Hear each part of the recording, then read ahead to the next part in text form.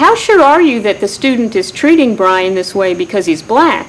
Perhaps there's some other explanation for the behavior? Well, at first I ignored it. I didn't think much of it, but it's gotten worse. For example, in one of our meetings, one of the members told Brian that he wouldn't be capable of reviewing and summarizing the materials on affirmative action because blacks got too emotional on these issues, and that he might be biased, and I felt that was wrong. I guess that indicates that this is about race and not just a personality conflict.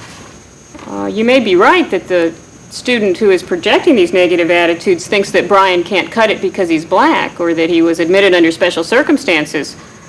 Or perhaps the student is just uncomfortable working with black people because he or she has never done it before. In any case, you may be right that these negative attitudes could be pervasive among the rest of the group. I think the best way to handle this is through a group discussion. Well, I don't want to make this a big class issue. I just think it's a personal thing with the group. No, this is not just a problem for an individual. This is an institutional problem. And you should feel free to seek my help and the help of others to resolve something that is affecting someone's academic and social life on campus. I think what I'm planning will serve as a learning opportunity for the whole group.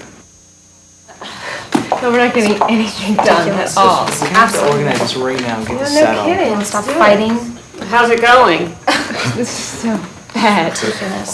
Well, let me give you a suggestion. Since you've all had personal experience with the college admissions process, let's relate affirmative action to college admissions policies for minority students. All right, well, we know that affirmative action is just to help minority students get into school. And affirmative action sacrifices whites' place in campus just so a lesser minority group can get in. Can you elaborate? Okay, everyone knows that the black SAT average is much lower than whites. So they need special incentives and they need special treatment to get into these colleges. Because otherwise they just wouldn't have, they don't have the capability to do it. Michael, you have no idea about any individual black's capacity to do work. Right. The national average doesn't mean that for all blacks at a given school, their scores are lower than all whites. And besides, a test, the SAT or any other standardized test, only measures one type of one part of a person's academic ability, and that's how well they retain information. All right, let's relate affirmative action to college admissions. Let's assume that every African American who has been admitted to this university has SAT scores high enough to justify admission if he or she had been white.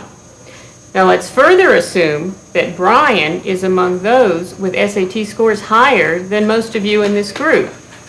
Now with this information in mind, put yourself in Brian's position and comment on Michael's assumptions. I mean, we've met a couple of times already, and I guess when we first started, I noticed that we didn't really pay too much attention to Brian, you know, but he didn't really seem like he had too much to say. You know, I thought, I mean, the thought did cross my mind that maybe he just wasn't as intelligent as the rest of us. But later, when I thought about it, it occurred to me that not only did he try to contribute, but he tried to pull the group together to make a consensus for all of us, you know, rather than adding to the frustration. I mean, I guess we just weren't open to him being a leader, and I thought that he was probably just here because of affirmative action, not because of, you know, any real ability. Well, you know, I've never really thought about my assumptions I make about blacks' academic ability. I just always assumed that they all had lower scores than me and my friends, so they were less capable.